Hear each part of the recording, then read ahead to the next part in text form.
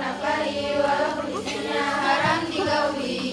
Puasa Ramadan sebulan baginya dan tidak sayang 16 harinya. Menambah puasa 36 hari sebagai qada yang 16 hari mutahayyira. Wajib sholat fardunya tanpa ada sehari waktu liburnya. Di dalam setiap sebulan sekali dia wajib qada sholat 2 hari. Dia tidak sah menjadi imam sholat dan tidak boleh menjamak takdim sholat. Mutahayyira terjadi dikarenakan tidak mencatat haid di setiap bulan. Mutahayyira nifas ada yang bedakan dan ada pula yang tak bisa bedakan. Yang tak bisa bedakan terbagi dua, ada yang pemula dan ada yang bukan. Syarat tamyiz bagi mustahadah nifas, darah kuat tak lewat maksimal nifas. Apabila darah bisa dibedakan pertama kali nifas ataupun bukan, maka darah kuat nifas semuanya, sedang yang lemah istihadah semua. Kecuali lemah sebelum kuatnya yang sampai 15 hari lamanya, maka itu dihukumi nifas juga mengikuti hukum darah yang kuatnya. Pemula yang tidak bisa membedakan maka nifasnya itu hanya sebentar. Mutadayana bisa membedakannya, samakan dengan nifas yang terakhirnya. Bagi semua yang tak bisa bedakan setelah nifas itu suci hukumnya, sesuai dengan ketentuan sucinya, berlaku kepada mustahadah hanya. Inilah syair tentang darah wanita, semoga bermanfaat untuk semua. Amin amin amin. Allahumma amin amin amin amin ya rabbal alamin.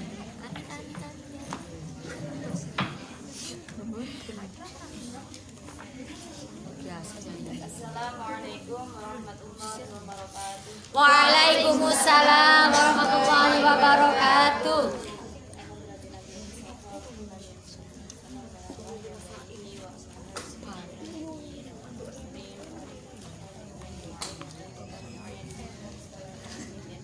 Al-Fatihah.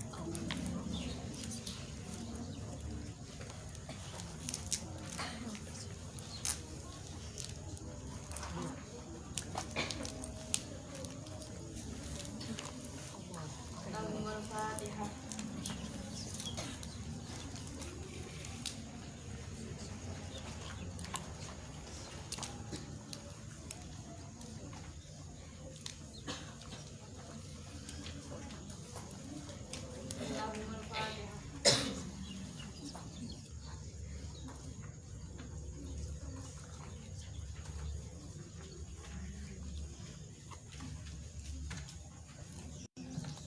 Sebelum dimulai yang sebelah sini sedikit merapat, Mbak.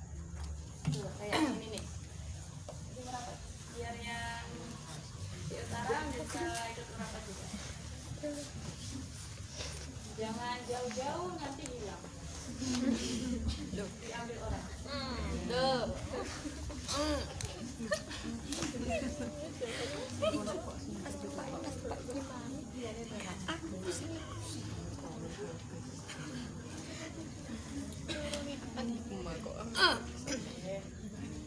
Baik. Alhamdulillah enggak apa-apa ya Mbak, saya di tengah. Iya, Ustazah. Saya lebih senang dekat dengan semuanya.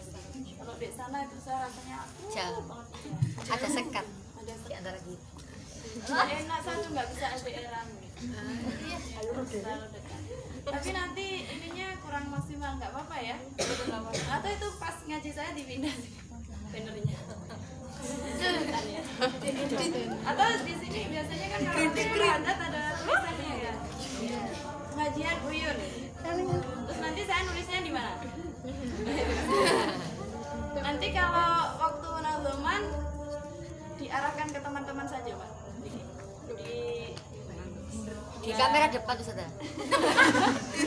Oh iya, bisa gitu. Pakai kamera juga. Banyak yang tidak punya ya, belum punya agamanya. Iya, mohon maaf ya Mbak. Saya mau sowan Yai Hasim panggah derengan mau. Jadi saya berharap tidak fotokopi lagi. Itu karangan Yai Hasim ya. Terus saya sungkan, sebenarnya beliau juga mengizinkan untuk disampaikan, tapi saya berharap langsung dari cetakan beliau, tapi belum saya hubungi lagi sampai sekarang. Tiba-tiba nomornya hilang karena handphone saya pun juga ganti, terus saya hilang kabeh gitu. Sampai nomornya Mbak Isra itu kemarin tak golek ini. Bisa tanya Pak Hadif sampai. Oke. Baik, kita ngaji dulu ya. Sebentar. Dilarani sik HP-ne ndak lek ilang dipek liyane.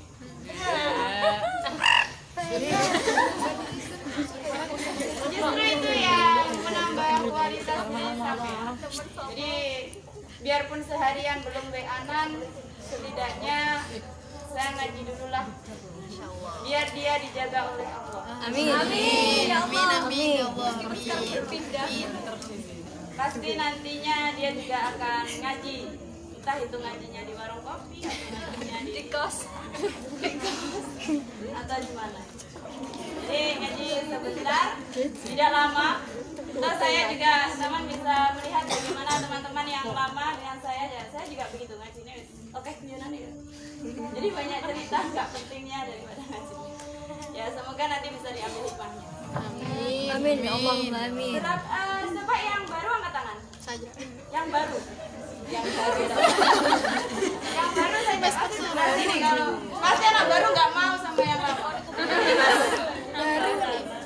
Oh ya lumayan. Saya perkenalkan diri dulu ya, Mbak yang lama jangan iri. Kamu sudah kenalan sama adik-adik kamu? Sampo bisa Allah. Yang dekat kamar saja. Ya kamu datang ke kamar-kamar anak baru ya, namanya siapa? Gitu. SKSD. Kok bahasa itu masih ada ya ke zaman saya kecil? Oke, sebelumnya saya perkenalkan diri dulu. Oke. Saya khawatir nanti kalau kita nggak sengaja ketemu di dalam, oh itu Ustaz Head. Saya jawab sekali kalau begitu. Diberi nama Fauzia Zainana dan biasa dipanggil Zain. Monggo silahkan mau manggil saya Zain, tapi nanti kalau di rumah sampean mencari nama Zain itu nggak ketemu. Jadi nama lengkapnya mawon Fauzia Zainana. Kadang juga nggak kenal, lebih kenal ibu saya. Dan bahkan banyak yang lebih kenal suami saya. Padahal yang asli rumahnya itu saya. Saya sampai heran ini ngasih rumah gini sopo, kok saya kenal dengan. Ya. Saya asli dari Ujung Lor, Ujung Lor itu Ngantru. Masih di Tulungagung. Jadi tepatnya dia Ngantru itu kecamatan paling utaranya Tulungagung. Dan kemudian tempat tinggal saya sebelah utara dan sebelah timurnya Tulungagung. Jadi perbatasan dengan Blitar, nanti rodok serong dikit perbatasan dengan Kediri begitu. Jadi rumah saya Poncotan. Kalau saya mau ke kotanya Kediri, waduh. Kalau mau ke kotanya Blitar ya waduh. Gitu. Lebih jauh lagi kalau yang rumahnya di tengah-tengah Tulungagung mau ke Blitar ya tambah tuh lagi.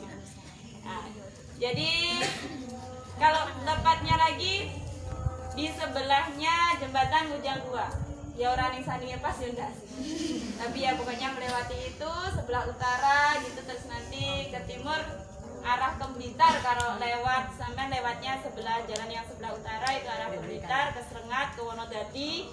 Itu tempat tinggal saya di sekitar situ. Saya sudah menikah dan dikaruniai 2 anak masih kecil-kecil. Yang pertama usia 6 tahun, perempuan, TKB sekarang. Kalau yang kecil 10 bulan. 10 bulan dia masih belajar berjalan. Saya paksa untuk rasa kesusu. Jadi saya tidak yang model orang tua yang harus suka diajari jalan, tidak. Saya lebih suka ojo kesusu gede gitu. Saya suka kalau kecil imut. Kalau kakaknya, Amit. aku pengen loh Bu, adikku cepet gede. Saya bilang, nanti tidak lucu lagi adiknya kalau sudah besar. Nanti ibu buat adik lagi.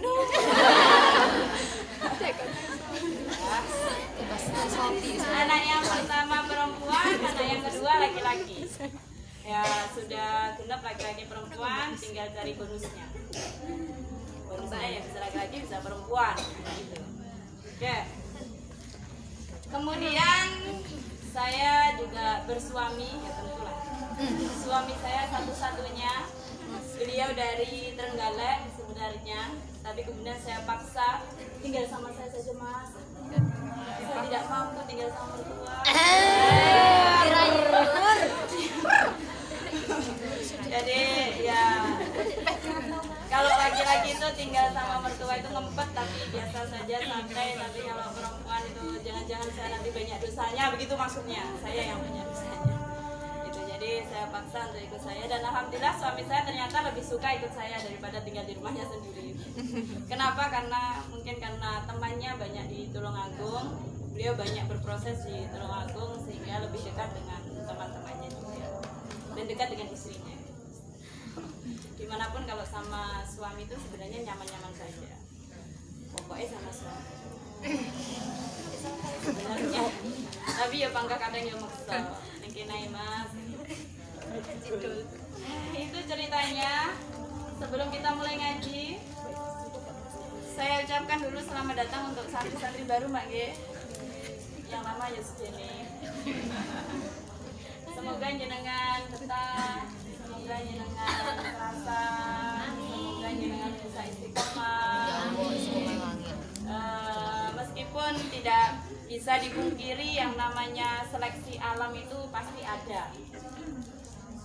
Karena mereka-mereka yang tidak mampu pasti terseleksi. Dan semoga jenengan tidak menjadi salah satunya, tapi menjadi yang bertahan. Karena tentu untuk menjadi yang bertahan dengan segala situasi kondisi itu tentu tidak mudah. Tapi saya yakin bahwa beliau pengasuh dan juga pengurus sudah berusaha secara maksimal agar apa yang hak-hak jenengan itu bisa jenengan dapatkan dengan baik.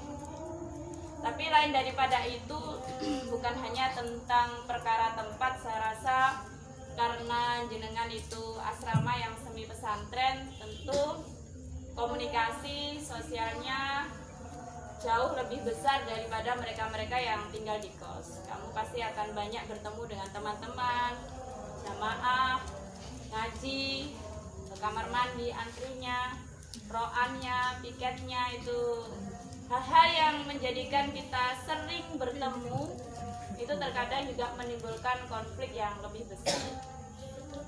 Tapi yakinilah bahwa segala sesuatu yang memiliki kualitas tinggi itu tidak bisa didapatkan dengan cara yang biasa-biasa saja. Pasti menempuh tempaan-tempaan yang hebat, tempaan-tempaan yang kuat. Maka kamu juga harus mampu menjadi salah satunya, menjadi perempuan-perempuan yang luar biasa dan berkualitas tinggi. Bukan hanya perempuan yang smart, yang cerdas, tapi juga dengan ngaji dan belajar jenengan juga menjadi perempuan-perempuan yang waras. Jadi tidak mudah overthinking, karena perempuan itu yang paling banyak overthinkingnya. Jadi kamu tetap bisa mengendalikan sesuatu yang ada di depanmu itu dengan baik-baik saja. Dan yang terpenting bahwa jenengan nantinya bisa menghargai diri jenengan, jenengan bisa mencintai diri jenengan, sehingga dengan cintanya yang besar jenengan terhadap jiwa dan raga jenengan, jenengan mampu berterima kasih kepada jiwa dan raga jenengan, jenengan akan menghiasi sekitar jenengan. Karena jenengan bahagia, jenengan cheerful gitu, sehingga lingkungan senang gitu sama kamu. Itu ya karena jenengan memiliki jiwa yang kuat, mental yang hebat, dan yang pasti waras tadi yang saya sampaikan. Jadi yang betah, yang kerasan, semoga istiqomah, dan saya berharap tetap sebanyak ini. Nanti kalau ada yang berkaitan dengan kuliah, ya itu kan udzur yang memang wajib, yang jenengan lakukan di sini adalah wajib kuliahnya. Tapi untuk tugasnya itu hanya berkaitan dengan pembagian waktu saja. Bagaimana jenengan benar-benar pandai membagi waktu itu, bahwa selain kuliah maka jam ngaji, jam jamaah itu adalah jam wajib. Maka ketika pengerjaan tugas dan lain sebagainya, saya harus mampu untuk membagi waktu sebaik-baiknya. Itu yang nantinya akan kamu peroleh. Saya sampaikan tempaan-tempaan yang hebat tadi, tempaan-tempaan yang kuat ya, karena jenengan tidak hanya aktif tapi juga produktif. Dengan benar-benar bisa membagi waktu itu dengan sebaik-baiknya, tidak banyak mengeluh, dan bahkan jenengan senang untuk melakukannya. Itu nanti akan jenengan terima timbal balik yang luar biasa. Alam akan membantu sampean bagaimana sampean akan menjalaninya dengan lebih mudah. Oke, Bapak santri semuanya, karena ini banyak yang baru juga banyak yang lama, rasanya 50%-an ya. Tapi ini kalau tangklot enaknya kita dimulai dari awal gitu. Tidak apa-apa ya. Sama yang baru kita mulai dari awal, dari bab pertama. Nanti kitab kita yang mau kita kaji adalah Uyunul Masail Nisa, kitab niki. Ini terbitan dari Lirboyo, tim Lajnah Bahas Masail yang menyusunnya. Kitab niki berbahasa Indonesia. Yeah.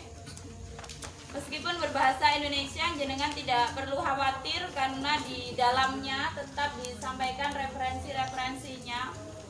Jadi dari kitab-kitab besar diambil, dicuplik-cuplik ngoten yang paling penting yang hukum dasar-dasarnya. Dan meskipun berbahasa Indonesia juga, kitab niki menjadi kurikulum utama di Pondok Pesantren Lirboyo, baik Pondok Putra maupun Pondok Putrinya, bahkan unit-unitnya. Jadi kalau Pondok Putranya yang pusat di Muktadiin itu, yang santrinya hampir 20.000 itu semuanya ngaji niki. Jadi kalau sampean rumahnya di Kediri, Pare gitu, kalau lewat depannya Pondok Lirboyo itu coba datang malam gitu, betapa banyak anak-anak beber kasur tidur di lapangan gitu. Itu luar biasa sekali, brebes rasanya. Tapi ya memang begitulah kadang. Jadi mereka menjadi luar biasa ya karena tirakatnya yang kuat itu.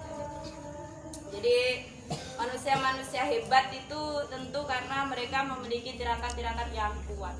Nah, jenengan juga harus memiliki amalan-amalan. Tirakat niku mboten kudu poso, tirakat niku mboten kudu liya-liyane yang sifatnya misalkan sholat sedina 50 rakaat, tidak harus yang demikian, tapi ya tirakat diantaranya menjauhi dari kesenangan-kesenangan duniawi, itu bagian dari tirakat.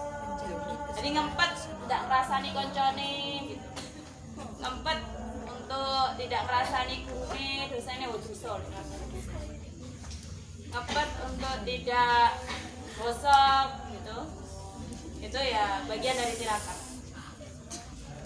Keluar dari wanita 3, darah haid, nifas, dan istihadah. Hukumnya hanya ada 3 itu di dalam fikihnya. Meskipun penamaannya mungkin berbeda-beda. Misalkan ada yang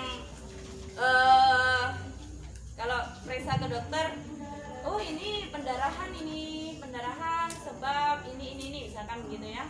Tapi nanti kalau sampean merujuknya ke hukum fikih, tetap hukumnya ada 3. Bisa jadi haid, kalau bukan haid nifas bisa jadi istihadah. Atau darah ketika sampean melahirkan, misalkan itu wiladah, sama nggih membahasakannya. Itu namanya darah. Kalau hukumnya secara fikih tetap ada 3, haid, nifas, dan istihadah. Nah, itu nanti yang akan kita pelajari, dan bab pertama ini membicarakan tentang haid. Haid adalah kodrat wanita yang tidak bisa dihindari dan sangat erat kaitannya dengan aktivitas ibadahnya sehari-hari. Sebagaimana firman Allah Subhanahu wa taala dalam surat Al-Baqarah ayat 220. Coba diwawas sarang-sarang.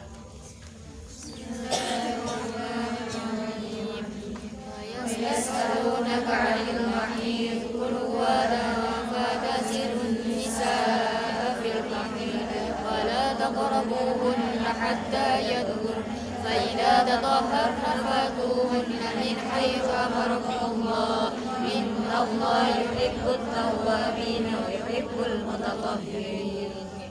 Artinya, mereka bertanya kepadamu tentang haid, katakanlah haid itu adalah suatu kotoran. Oleh sebab itu, hendaklah kamu menjauhkan diri dari wanita di waktu haid dan janganlah mendekati mereka sebelum mereka sedikit. Apabila mereka telah suci, maka jadikanlah mereka itu di tempat-tempat yang karena Allah mengatakan sesungguhnya Allah menyukai orang-orang yang lemah dan orang-orang yang suci. itu ayat Al-Quran yang menjelaskan menjelaskan salah satunya yang menjelaskan tentang haid. Kemudian ada juga dari hadis Nabi, hadza syai'un kataballahu ala banati Adam. Ini adalah haid, merupakan sesuatu yang telah ditakdirkan Allah kepada cucu-cucu wanita Adam. Riwayat Bukhari dan Muslim. Pada masa jahiliyah, haid itu dianggap sesuatu yang menjijikkan dan harus dipikul oleh kaum wanita. Di masa jahiliyah itu begitu.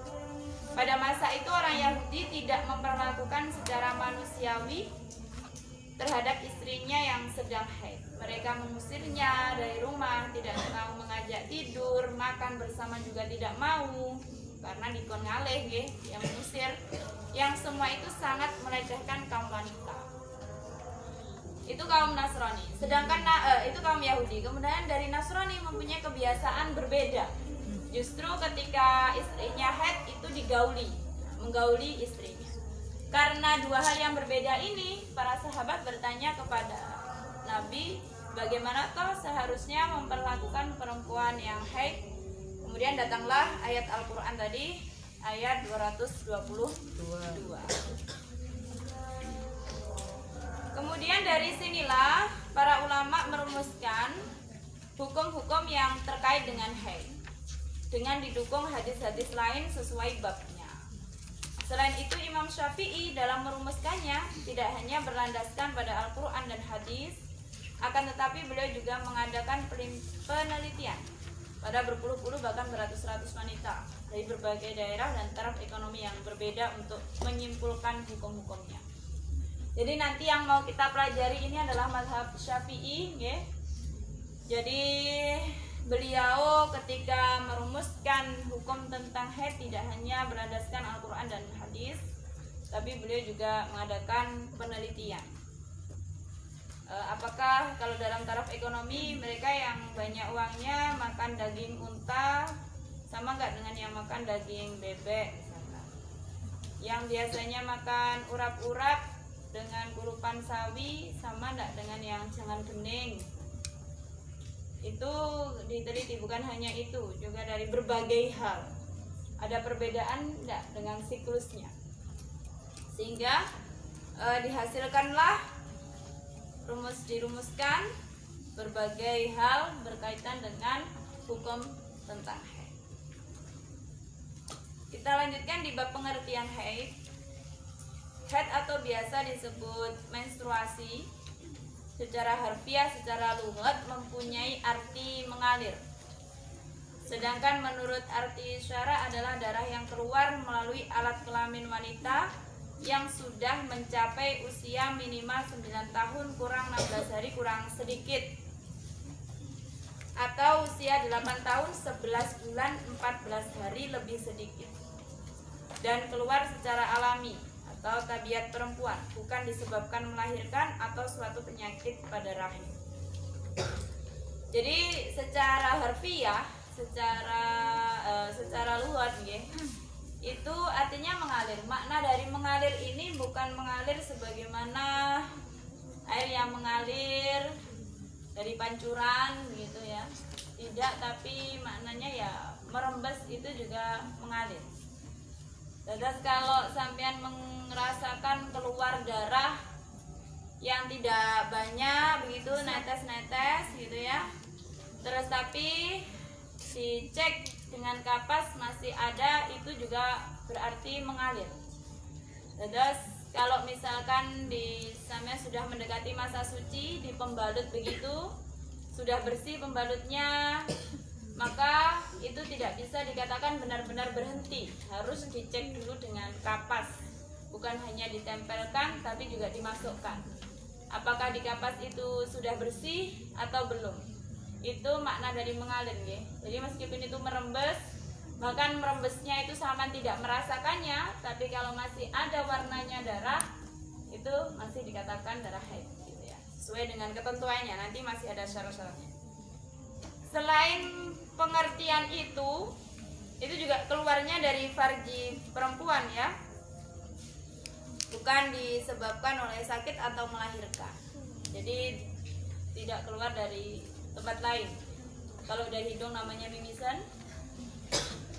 Dengan demikian, darah yang keluar ketika wanita belum berumur 9 tahun kurang 16 hari kurang sedikit, atau disebabkan penyakit, atau disebabkan melahirkan, tidak dinamakan darah haid.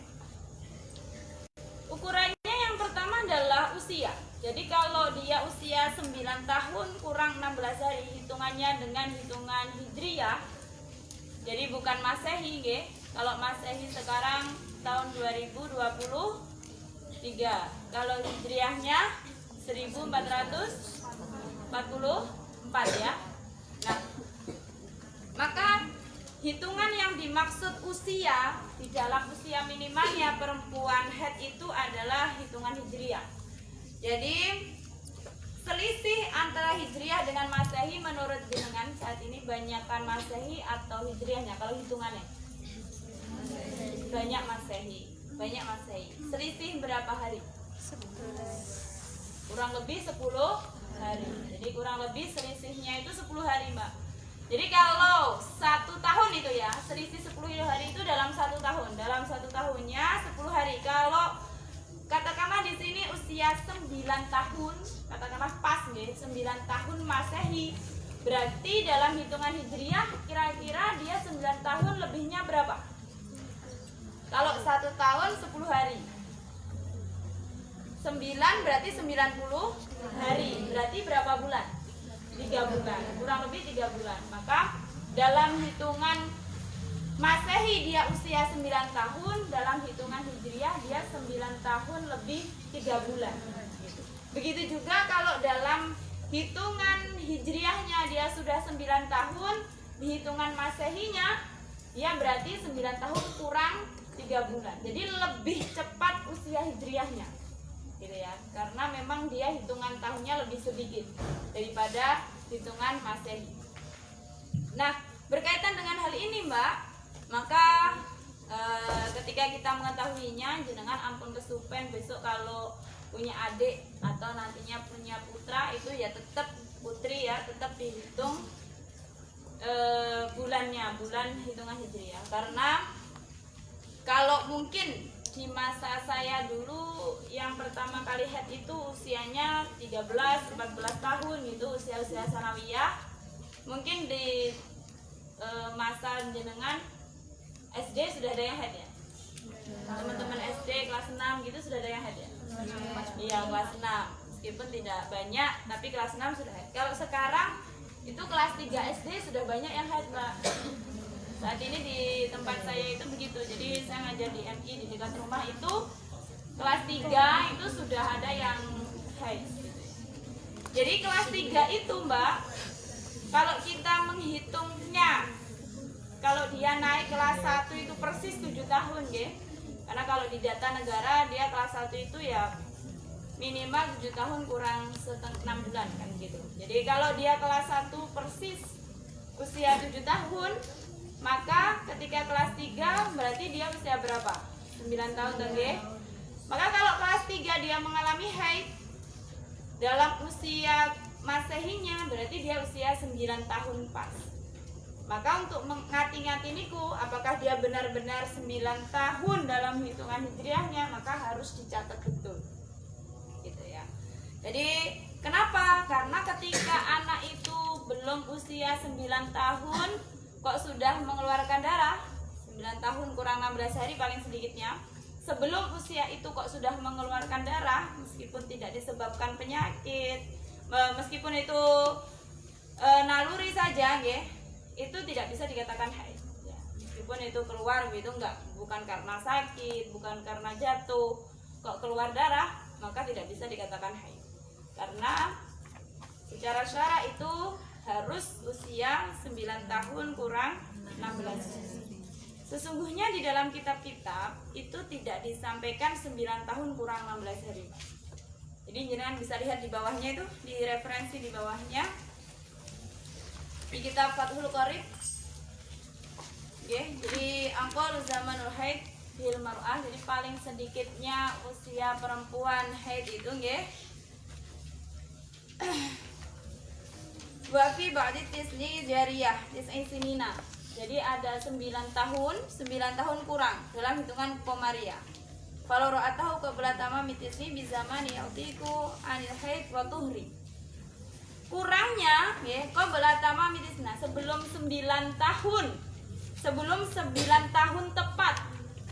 Bizaman yaudiku anil haid wa tuhri. Jadi apa yang kurang tepat, tidak tepat 9 tahun itu terus berapa? Ukurannya di dalam kitab itu dijelaskannya waktu yang tidak cukup digunakan untuk suci dan untuk haid. Jadi kurangannya adalah waktu yang tidak cukup untuk suci, untuk masa suci dan untuk masa haid begitu. Maka berapa? Maka ulama merumuskannya adalah 9 tahun kurang 16 hari kurang sedikit. Harus ada kurang sedikitnya. 9 tahun kurang 16 hari, terus masih ada lagi kurang sedikit. Ini penting nih, kurang sedikit ini. Sedikitnya seberapa ya? Bisa semenit, 2 menit, sedikit pokoknya. Oke. Terus kalau di dalam kitab tidak dijelaskan demikian. Dijelaskannya bagaimana? Waktu yang tidak cukup untuk suci dan juga haid. Nah, aqallu tuhri, masa paling sedikitnya suci itu kan 15 hari nggih. Itu masa paling sedikitnya suci. Maka paling sedikitnya haid adalah 1 hari. Nah, 15 hari ditambah dengan 1 hari berapa? 16. Ini harus pas. Suci itu harus 15 hari pas. Kemudian haid itu juga harus 1 hari pas untuk bisa minimal ya. Kalau haid paling sedikitnya adalah 1 hari. Maka waktu yang cukup untuk suci dan haid kalau ini semuanya ada ini, maka 16 hari pas. Sedangkan di ketentuan kitab itu masa yang tidak cukup digunakan untuk suci dan juga haid. Makanya dituliskan 16 hari kurang sedikit. Jadi harus kurang. Kalau pas 16 hari berarti ya cukup dong untuk haid dan suci. Itu masa itu cukup untuk haid dan suci. Maksudnya kalau itu terjadi, kok ada orang misalkan dia haid 1 hari gitu ya, 24 jam tepat, kemudian dia suci 15 hari tepat, ini sah. Haid dan sucinya ini sebenarnya sah, tapi ketentuannya untuk bisa dikatakan usia minimal ya, usia minimal untuk bisa dikatakan haid itu ya harus 9 tahun kurang 16 hari kurang sedikit. Jadi dia harus dipahami bersama-sama. Nanti jangan-jangan jenengan nyuwari kitab begitu, endi lho kitab sing ngomong lagi kok kurang 16 dino kurang titik ki endi begitu ya. Jadi tidak ada sesungguhnya. Jadi dijelaskannya hanya waktu yang tidak cukup digunakan untuk haid dan bersuci. Nah, oleh karenanya ini dirumuskan dari banyak kitab itu, di kitab-kitab yang ini ulama-ulama mempermudahkannya dengan hitungan ini. Gitu. Baik, berikutnya. Pada umumnya wanita dalam setiap bulan selalu mengalami haid secara rutin sampai masa menopause. Pada umumnya. Usia tidak keluar haid. Menopause adalah usia tidak keluar haid. Namun tidak menutup kemungkinan terjadi haid pada masa-masa usia senja. Sebab tidak ada batas usia maksimal wanita mengeluarkan darah haid. Jadi kalau ada usia minimal paling sedikit untuk anak bisa dikatakan haid itu ya harus ini. Itu paling sedikitnya. Maka maksimalnya berapa? Tidak ada ketentuannya. Oke. Tidak ada ketentuan maksimalnya. Bisa jadi yang usia 60 tahun itu keluar darah misalkan dan memenuhi syarat haid, ya masih bisa dihukumi haid begitu. Jadi tidak ada jenengan kan pun sepuh mbah, ya ora mungkin toh haid paling kuwi itu haid paling jenengan mau kepleset kuwi lho misalnya gitu. Tidak bisa begitu. Kalau memang darah itu memenuhi syarat, nanti kita pelajari ada 4 darah itu bisa dihukumi haid, 4 syaratnya, 4 ketentuannya. Kalau sudah memenuhi itu, berapapun usianya, ya pokoknya sudah melebihi 9 tahun maka dihukumi haid. Meskipun beliau sudah senja, karena tidak ada batasan maksimal. Oke. Begitu. Itu tentang haid beserta pengertiannya, beserta salah satu ketentuannya. Nanti ada 4 ketentuannya. Baik. Sampai di sini ada yang mau ditanyakan? Tonton. Belum ada. Jam 7 ya, masih jam 7 tuh. Jam 8. Hai, ya jam 8. Ya. Oke. Nanti ngeten Mbak nggih, karena saya yakin di saat ini jenengan semuanya bisa belajar dimanapun, kapanpun, dan dengan siapapun, dengan alat yang sudah luar biasa, yang tidak ada batasannya. Jenengan bisa belajar haid, mungkin dulu pernah belajar di pondok, sekarang semakin diperdalam dengan ikut grup-grup di Instagram atau Telegram, atau mungkin banyak kajian-kajian berkaitan dengan haid. Oleh karenanya nanti kita di majelis ini, kalau mungkin jenengan apa yang sudah jenengan dapatkan itu ternyata tidak sama dengan apa yang saya sampaikan, monggo nanti silahkan disampaikan. Kok saya dapatnya begini Ustazah, kok jenengan menyampaikannya begitu, tidak apa-apa, tidak apa-apa, saya dengan senang hati kita kaji bersama-sama. Itu yang pertama. Yang kedua, kalau ada muskil, ada kebingungan, agar tidak bermakna ganda, tidak berganti hukum, maka silahkan ditanyakan. Oh begitu, oh bagaimana kalau begini, misalkan begitu ya. Jadi tolong itu juga disampaikan. Jadi kita sama-sama belajar, saya juga belajar, maka saya memberikan kesempatan jenengan untuk menyampaikan. Begitu juga untuk teman-teman yang lama yang pastinya lebih banyak belajarnya, sudah berulang. Kemarin kayak begini tuh, kok sekarang begitu, dulu begini, sekarang begitu. Balik ya. Oke, baik. Ada yang mau ditanyakan atau ada yang mau disampaikan, monggo. Atau mau menanyakan tentang diri saya? Judul nggak penting banget. Monggo, silakan. Ada yang mau bertanya? Kita awal-awal nggak usah ibu-ibu banget. Biasanya ini ngaji sudah keberapa nih? Kedua. Masa? Sebelum Rondibul Hadat itu belum ada ngaji? Dereng. Oh dereng. Yang kedua, yang pertama kapan? Kemarin Butika. Oh sama saya. Kemarin itu malam Jumat. Malam Jumat. Baru terus sama saya. Oh berarti ustadnya dereng. Ustadnya sinten benjing? Ustad Adnan. Siapa lagi? Ustad Hadim. Ustad Hadim betul nggak? Nggih. 2 minggu sekali.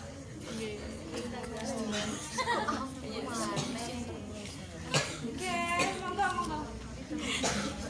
Ya, biasanya umumnya itu sekitar 8 atau 7 harian. Nah, jumlahnya, harinya. lamanya Iya, maksudnya. Dan itu kalau suci kan udah bersih, tapi itu selang mungkin 1-2 hari niku ngeflek. Terus kalau suci ini malih, terus ngeflek malih gitu loh. Terus pripun dulu. Nah, gini. Itu nanti kita akan masuk ke permasalahan haid nih, Pak. Jadi haid itu ada istilahnya takotuk dan takmil. Ini sesungguhnya sebelum saya sampaikan nanti lebih detailnya, Pak Nggih. Kalau sebelumnya jenengan tidak mengalami istihadah, tidak keluar darah lebih dari 15 hari, terus misalkan dalam 1 bulan itu jenengan mengalami itu, darah yang keluar berwarna coklat di dalam imkan haid, di dalam waktu yang masih mungkin haid. Jadi waktu imkan haid itu maknanya apa? Yaitu masa paling banyaknya haid, yaitu 15 hari. Kalau di dalam masa itu masih ada bercak warna coklat, maka itu masih dihukumi haid. Tapi kalau tidak diimkan haid, jadi misalkan sudah suci, sudah tengah-tengah suci begitu, sudah sucinya sampai 10 hari, kok keluar warnanya, kalau warnanya ngefleknya sampai coklat, yaitu bisa haid, bisa istihadah. Tapi kalau warnanya kuning, semu krem, itu bisa dihukumkan suci. Terus kalau jenengan mengalami itu harus dicatat dulu. Oh, sudah dicatat. Itu sering mengalami atau baru-baru ini mengalami? Sudah lama ya. Nah, itu begitu. Jadi hitungan untuk wanita dikatakan haid itu adalah imkan haid itu tadi. Kalau ada bercak ada ngeflag, coklat, itu maka masih bisa dihukumi haid. Kalau masih bersambung dengan cita suci lah, misalnya begitu. Kalau nembe suci, nembe keramas, itu kok ngeflag, berarti itu darah yang masih tertinggal. Jadi itu masih dihukumi darah. Kalau untuk bersucinya biasanya kalau teman saya juga ada gitu, itu dirapel gitu loh. Kayak ngeflag itu ngeflag terus malah tak suci ini rada ngeri ngoten. Itu pripun? Oh, berkaitan dengan bersucinya. Kalau berkaitan dengan bersucinya, perempuan boleh menunda suci. Tadi kalau sampean nek nang mana coba cepet Mbak yang sudah lama-lama. Lah gini dulu. Apa lagi? Kayak rose. Bi anten. Saya sampai ndak nutup belum buka lagi, mah koyo sik nomor iki lho. Selamat sampai tinggalan. Saking Jadi jangan terlalu cepat. Jadi teman-temannya yang belum dapat kitab itu minimal masih mendengarkan. Jadi perempuan boleh untuk menunda bersuci itu boleh dengan sebab 2 hal. Yang pertama, dia memiliki kebiasaan terputus-putus. Jadi hete gingko aku mandek biasanya sesuk sik kencret. Sik enek titik. Golek sik enek titik kuwi biasanya bengine sik metu neh titik. Dia punya kebiasaan terputus-putus. Itu boleh menunda mandinya, yang pertama. Yang kedua, kalau dia suci sebelum adat atau kebiasaan sebelumnya, bulan sebelumnya. Jadi kalau kebiasaannya kemarin 10 hari, dia baru dapat 8 hari sudah bersih, itu boleh menundanya. Sanuke sesuk metu neh. Lah wong aku biasane 10 dino, iki 8 dino kok wis bersih. Itu boleh menunda mandinya karena menunggu. Tapi dengan 2 syarat itu. Ini pun pendapat Imam Romli. Jadi ulama yang lain yang lebih kuat pendapatnya tidak memperbolehkannya. Jadi pendapat yang lebih kuat, ya pokoknya bersih harus mandi. Pendapat yang lebih kuat itu. Tapi pendapat kuat tersebut mengatakan bahwa boleh melu pendapatnya Imam Romli boleh. Jadi kalau yang paling baik ya pokoknya bersih harus mandi. Jadi kok keluar lagi ya wes berarti nggak usah sholat gitu. Besok bersih ya mandi lagi gitu. Malah tambah resik, tambah wangi. Mendino kok keramas. Aku semangat udah pilih hawane dingin sekali ya. Jadi begitu Mbak, kalau berkaitan dengan sucinya. Tapi kalau berkaitan dengan, saya kembalikan dengan hukum haidnya, darah yang terputus-putus, itu harus dicatat. Nanti kita akan belajar. Kita nanti akan belajar berapa tuh jumlah haidnya itu seharusnya dan bagaimana tuh cara menghukuminya. Nanti akan belajar itu. Nah ini terpaling bisa rada besar gitu bisa. Agak panjang lagi atau pol ini? Terpal. Yang sama duduk itu. Ini sudah pol ini. Oh gitu. Maksud saya kalau nanti yang sebelah sana tidak bisa nampak papan tulisnya, bisa di sebelah situ. Atau nanti sebelah motornya diresek dengan kamar-kamar gitu. Waduh, kok repot mana sini. Ya nanti ini penting Mbak ya, nanti kalau kita pakai papan tulis, kita sering pakai papan tulis. Nanti biar tidak salah paham, kan jangan cari tempat di sini anggon gitu wayahe. Ora di sini angkeri, aku tak sembeli dhewe lah. Eman Mbak, podo-podo ngajine, podo-podo sampean menghabiskan waktu 60 menit. Masa dapatnya biasa-biasa saja? Harus berbeda dong. Umpamanya. Yang semangat kayak Mbak. Semangat ya Mbak Mas ya. Semangat itu gampang. Saya enggak boleh ya. Itu bagus. Baik, ada yang bertanya lagi? Oke, monggo. Kalau mau menunjukkan itu kan mau ngecek kesucian kan pakai kapas. Ya. Itu gini kan besok baru dicek pakai kapas atau dicek pakai kapas Oh begini. Kalau kira-kira menurut jenengan kira-kira bagaimana? Kalau dibasuh dulu sudah bersih berarti ya. Enggak ketok lah Mbak. tapi kalau dibasuh kan itu bisa saja darahnya yang keluar sisa yang sudah lama gitu. Berarti pas sampean cek itu karena sisa yang lama garing gitu.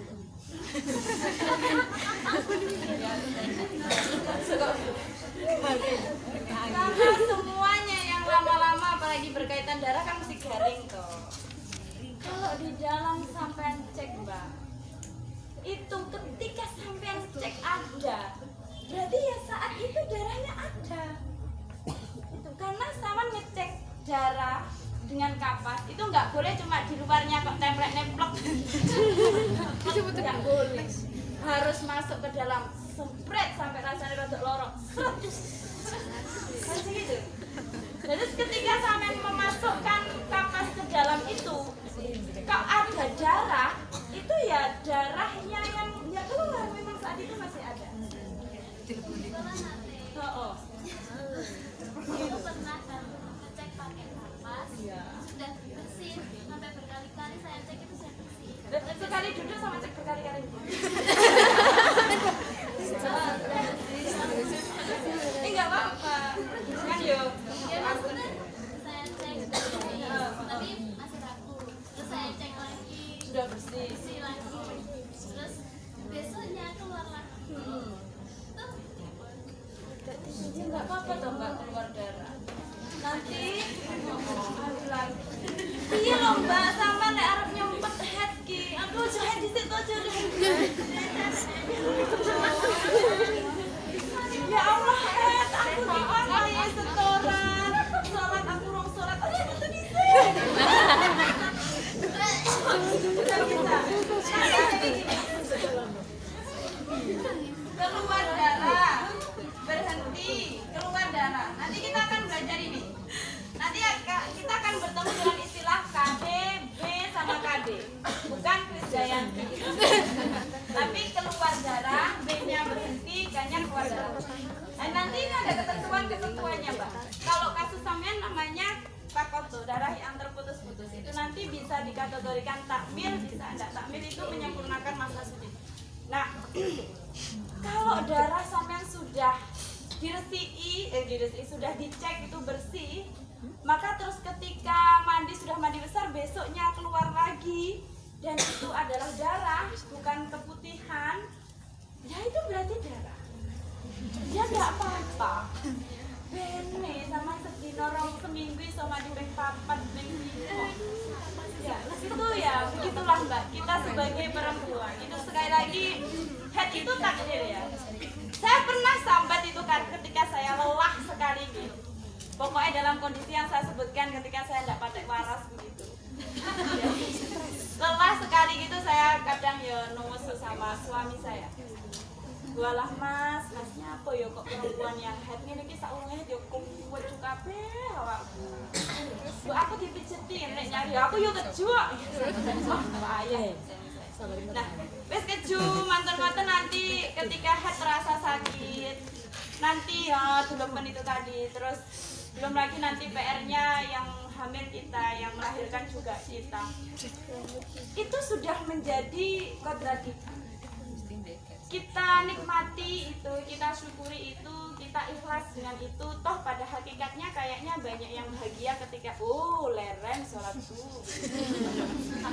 Rasa bisa bangkong. Padahal aku iso kok begini ngelembur tugasku gitu. Dan kuwi sesuke bangkong. Kayaknya kita menikmatinya. Dan jenengan berpahala meskipun nggak sholat, meskipun nggak ngaji, pokoknya orang rasanya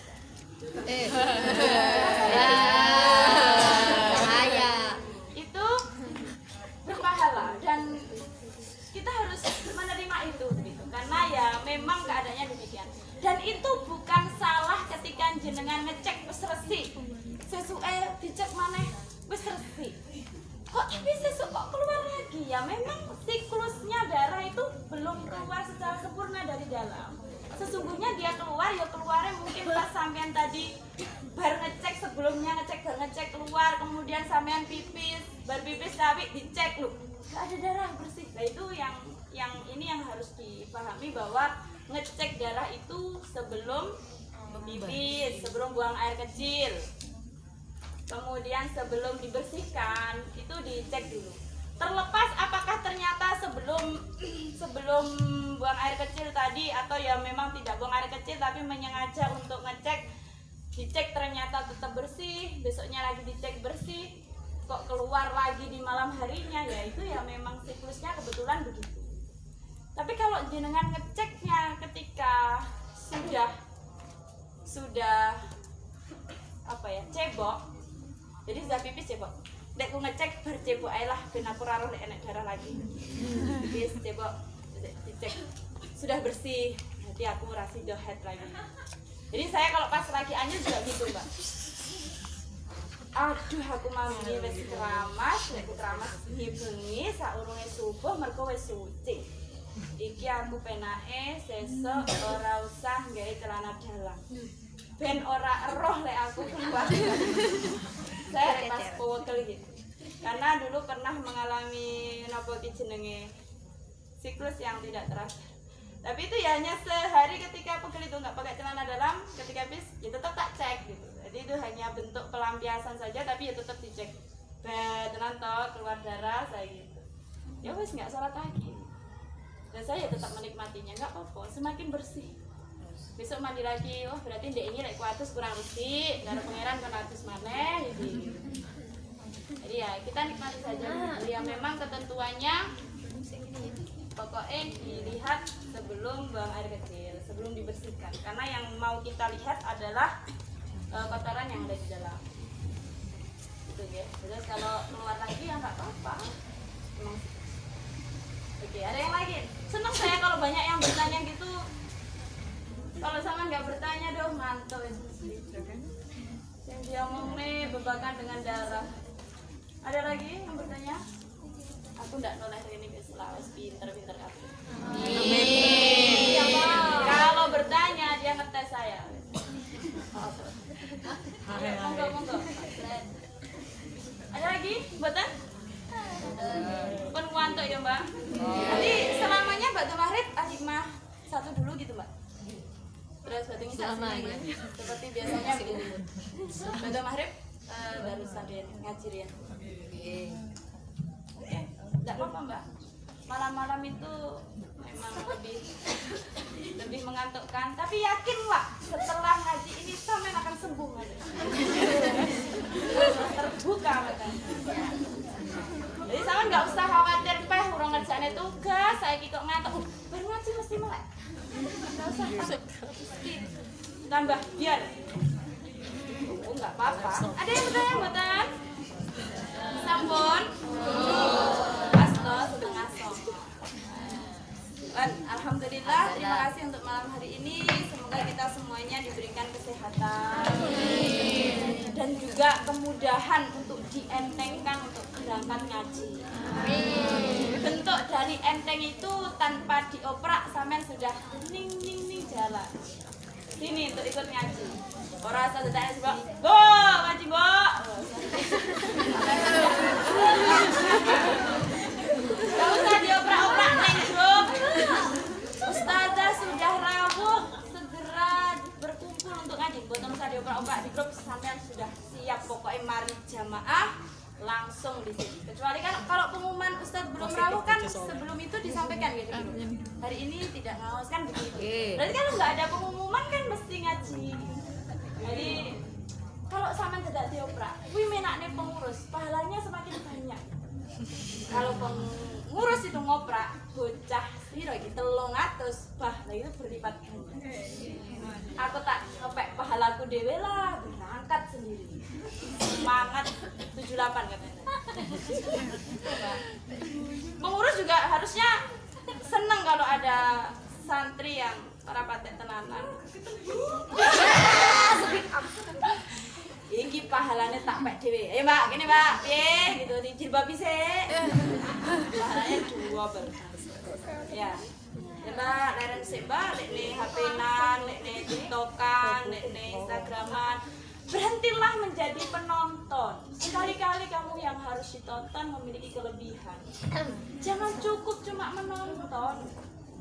Kok puas sih sebagai penonton ya? Saya harus punya karya dan bermanfaat untuk yang lainnya. Gitu. Nanti kita punya karya nanti setelah ngaji ini buku hype. Ya toh Mbak? Iya. Nanti kita punya. Oke, baik. Terima kasih malam hari ini. Saya mohon maaf kalau banyak sekali kekurangannya. Saya mohon maaf kalau banyak sekali cerita-cerita tidak penting saya. Semoga ada hikmahnya lagi. Maka kita tutup majelis ini dengan doa kafaratul majelis. Semoga Allah mengampuni dosa-dosa kita, dosa yang mungkin saya sampaikan dalam hari ini ada kekurangannya. Bismillahirrahmanirrahim. Subhanallahumma wa bihamdika asyhadu an la ilaha illa anta astaghfiruka wa atubu ilaik. Assalamualaikum warahmatullahi wabarakatuh. Waalaikumsalam warahmatullahi wabarakatuh. Wa sholli wa sallim daiman abada ala habibika khairil khalqi kullihim huwal habibul ladzi turja syafa'atuhu likulli haulin minal awwali muqtahimi ya rabbi bil mustafa balligh maqasidana waghfir lana ma madha ya wasi'al karami ya arhamar rahimin ya arhamar rahimin ya arhamar rahimin farij 'alal muslimin sallallahu rabbuna 'ala nuril mubin Ahmad al-Mustafa sayyidil mursalin